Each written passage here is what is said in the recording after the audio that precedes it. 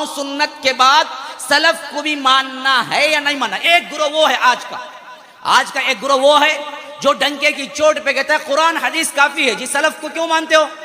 تم بھی تو اسی طرح کیا ہے اتباع کرتے ہو جس طرح لوگ حنفی ہیں، شافعی، مالکی ہیں، حنبلی ہیں، تم بھی سلفی ہو۔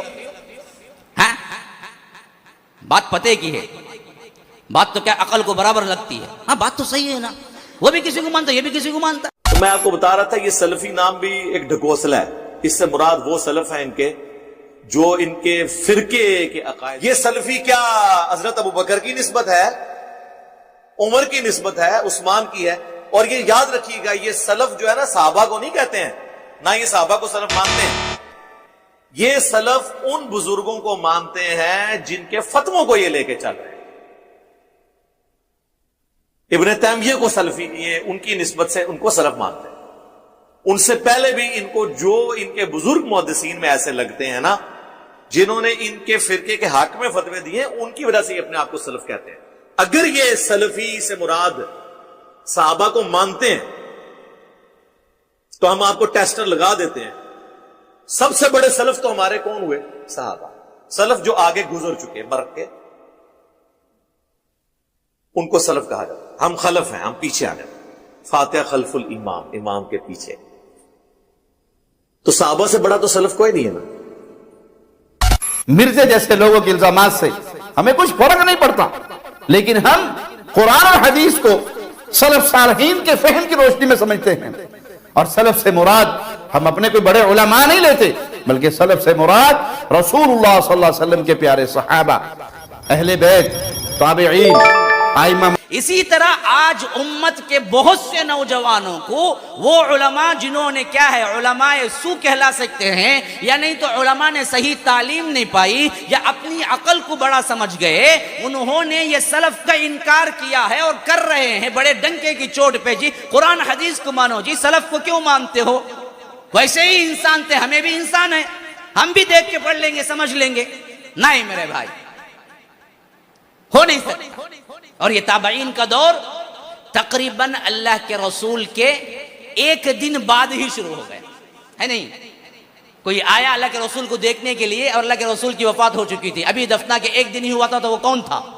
تابعی تھا، کیونکہ رسول کو تو دیکھنے کا اتفاق نہیں ہوا۔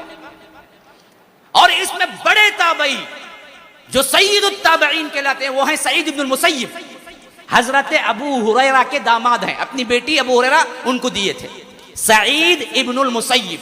اور پیدا کب ہوئے؟ 14 ہجری میں پیدا ہو گئے، 14 اللہ کے رسول کی وفات 11، 12، 13، 14، 3 سال بعد پیدا ہو گئے سعید ابن المسیب۔ اور ان کو اماں ام سلمہ انہوں نے دودھ پلایا، اللہ اکبر، سعید ابن المسیب کو اماں ام سلمہ نے دودھ پلایا، اور انہوں نے پلا بڑا ہی امہات المؤمنین اور بڑے بڑے کبار صحابہ کے ساتھ، تو پورے علوم کا منبع بن کے اٹھے۔ جب اٹھے ہر فتویٰ بڑے بڑے صحابہ خود ریفر کرتے تھے، جاؤ سعید ابن المسیب سے پوچھو، سعید ابن المسیب سے پوچھو۔ تو اب یہ باتیں جب مشہور ہوئی تو ان سے پڑھنے کے لیے پھر آئے لوگ دوسرے۔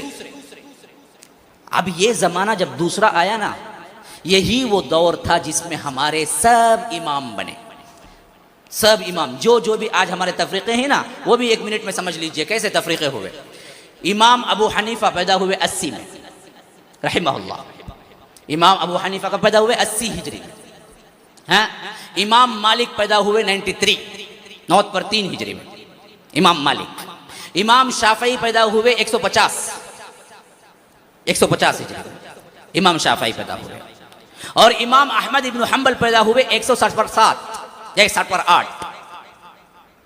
بس 4 امام ہیں ہمارے جو ہم مقلد بن کے کیا چیختے ہیں، حنفی، شافعی، حالانکہ کوئی امام نہیں بولا کہ میرے پیچھے آؤ، سب امام یہی کوشش میں لگے رہے کہ اصل چیز اب تک پہنچا دے، لیکن آگے چل کے کیا ہوا، لوگ انہیں کو تقلید کا ذریعہ بنا لیے۔ اچھا وہ واقعہ الگ ہے، میں کبھی انشاءاللہ تفصیل سے ذکر کروں گا۔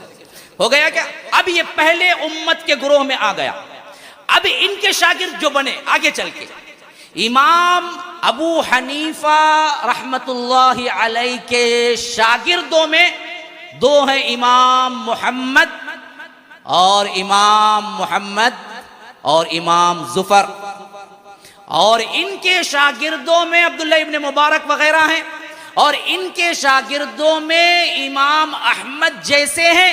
امام احمد کے شاگرد امام بخاری ہیں۔ فقہا کے ساتھ محدثین کیسے مل گئے دیکھو۔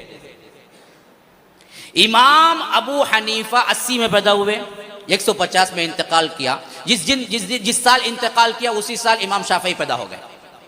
امام شافعی نے جب اپنے علم کے عروج پہ تھے، امام احمد ابن حنبل 107 پر 8 میں 18 سال کا ڈیفرنٹ تھا، تو یہ آ کے امام شافعی کے پاس پڑھنے لگے۔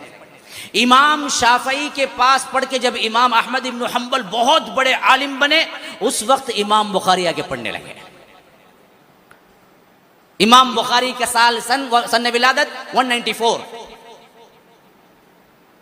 امام بخاری جس طرح چاروں اماموں میں پہلے امام ابو حنیفہ 80 میں ہے، اسی طرح تمام ائمہ حدیث میں سب سے پہلے امام بخاری ہیں جو 194 میں پیدا ہوئے۔ اب 194 تا 214 کتنا عرصہ ہوا؟ 194 4 سال، 14 کے 14 سال، 4 اور 14 18 سال۔ 18 سال کا یہ عرصہ ہے جس میں تمام محدثین پیدا ہو گئے۔ بخاری، مسلم، ابو داؤد، ترمذی، نسائی، ابن ماجہ، سب پیدا ہو گئے، سب پیدا ہو گئے۔ 214 پورے محدثین پیدا ہو گئے۔ تو 214 کے بعد سے 30 سال ملا لیجئے، اس حد تک 214 to 250 کے اندر تمام محدثین اپنی اپنی کتابیں لکھنا شروع کر دیے، اور 300 ہجری کے اندر بخاری تیار، مسلم تیار، ابو داؤد تیار، نسائی تیار، ابن ماجہ تیار، مسند احمد تیار، موطا امام مالک تیار، سب حدیثوں کی کتابیں تیار ہو چکی تھی۔ خیر القرون قرنی ثم الذین یلونہم ثم الذین یلونہم، پورا اسلام محفوظ ہو چکا تھا۔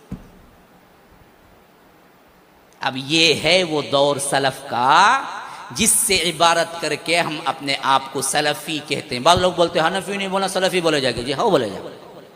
وہ کی نہیں بولنا ہے کی بولنا؟